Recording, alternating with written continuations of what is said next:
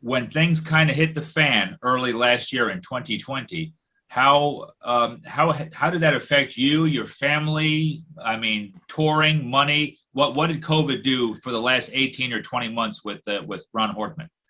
COVID stopped the bank like completely. No more shows. That source of income was thrown out the window.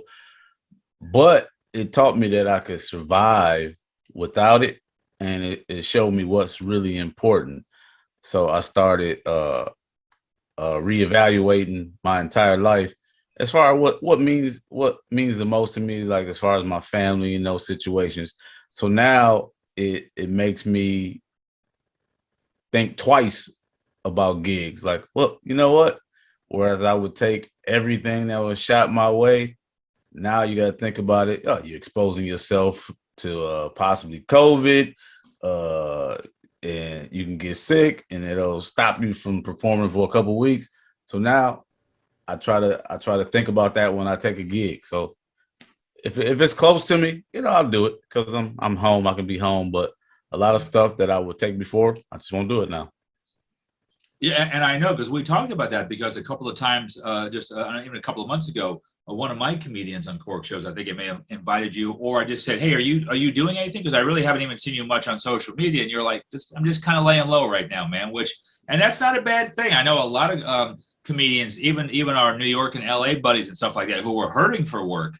Some of them are like, I'm just going to have to maybe just get a real job for now and just kind of lay low a bit. I'll be back on the horse here soon. I'm just getting over the vid. I got the vid a couple of weeks ago, and so once I get healthy, I'll start back up again. It feels good. You're one of the first people I thought of a couple of years ago when everything shut down. So it's great to hear. I mean, are you back kind of like where you were, like on a good roll every week? Getting there. No, it's not every week yet, but I mean, it's definitely a lot better than it's been the past 2 years. It's way more consistent. I mean, I think even this past December, that was like the first time I had 3 weeks in a row of work since since the start of everything, Yeah. So, I mean, your whole thing is, you're on the road constantly. Most comics work the road. Like I live on it, Yeah. My rent just went up to $4.49 a gallon, every Monday. So, and after a year, I started getting on the mic thing, and then kind of like the pandemic happened, so that kind of been shut down. But an opportunity came at the Laugh Factory when the pandemic was happening. They were doing this YouTube thing where they would like film comedians, and no one was in the audience, and they wanted to do like 20 minutes. And a lot of their regular guys that they both didn't want to do that, felt that they didn't feel like. But I was like, I'll do it. So I don't care. I'll do it. It was just like an empty room. It was an empty room, and they put it on YouTube. But you're telling jokes to an empty room for like 20 minutes, like nothing. So, but it's like open mic. Yeah, basically. Yeah, it's funny with Netflix. Like the first time I ever really caught up to Netflix was like the pandemic, where I finally saw all the shows people would bring up to me. I watched everything, dude. Pat, I watched season 2 of that Yule Log Fireplace. I love it. It just always seems the same to me. I blame the whole pandemic on Tom Brady. Right. And the crowd goes, whoa, and they start booing. And I look at them and I go, wait, I've never been booed for saying Tom Brady's name. They're booing me. Normally I say Tom Brady, they boo him. Yes. In the last couple of years with all the craziness going on, how has it affected you, your family, your career? I mean, how's everything going? Going great now. I mean, during the pandemic, I actually got a job. Everybody else was taking unemployment. My dumb ass. Well, I was stuck at home with my kids. I was like, maybe there's somewhere else I could be. You did the Brady. I got to go. Okay. So I drove for Amazon for a short period of time. Okay. Which was people like, I was a hero, Pat. Do I have my cape on? Do I have my cape? Yeah. People, that word got thrown around pretty lightly, huh? They're like, hey, thank you, heroes. I'm like, listen, a fat, stoned, out-of-work comedian that brings you a Keurig is not a hero, okay? No. Tom Brady is a hero. He's a hero.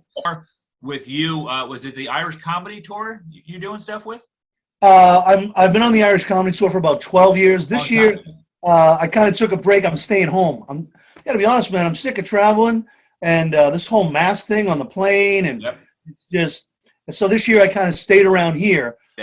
Have you noticed if it's either maybe like this post-pandemic or people have been pent up for a couple of years. Have you noticed at live shows, any audience members just being a bit more aggressive with things? Have you noticed? We've been noticing this at some clubs down here that I've never seen before. Have you noticed that at all up there?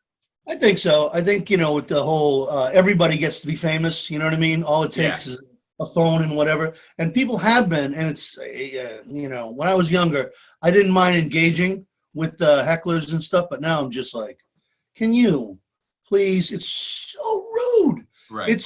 Look, if it's going badly, I'm not saying you should do it, but I understand it. But it's happening on great shows, and people are, and you're like, look, I had a plan. I know. I hope it's not Corona. I mean, I already had that, so I don't think it is. It doesn't feel like it. John Jacobs rolling with the Rona. I know it. You're engaged. So when are we looking at? We're hoping this year, but but she's got a pretty big family, and with COVID either ramping up or ramping down, like we don't know if we should bring everybody together. I'd feel horrible if we kill grandma on a lovely day. Yeah, right. Oh man. Yeah. Yeah. Have you guys experienced it at all? COVID? Have you gotten it? You've been I don't know if I had COVID, but I was sick like a couple of weeks ago. I was like, to me, it felt like I had a cold, my annual cold. But nowadays, you don't know. Yeah, you never know. Like, I mean, I don't know, but I mean, about I you, never Pat? lost like taste or anything like that or smell. So I did have it for about 8 days or so, 9 days in like late August, early September of last year. I don't know where I got it. I remember actually I was eating at Snappers with my girlfriend, and it was a Tuesday night, and I dropped her off, and just on the way home, out of the blue, just got chilled. Couldn't get warm. And then, and she's vaxxed. I'm not. And the funny part is she had like a little rash on her legs, which was like one of the side effects if you had the vaccine and may have had COVID. So she goes, Oh, shit.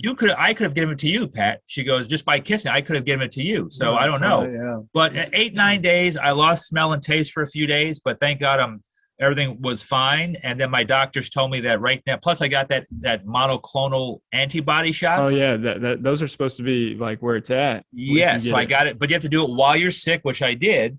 And my doctor and then my other friend's doctor both said, right now your antibodies are pretty, even though you're not vaxxed, they said your antibodies are pretty darn strong right now for just in general. So I said, okay, I'll take that for right now. But I mean, knock on wood, I got through it pretty okay. Yeah, me too. It was weird though. Comedians Uncorked. Don't forget to check out our Comedians Uncorked YouTube channel and just click on that subscribe button. Thanks.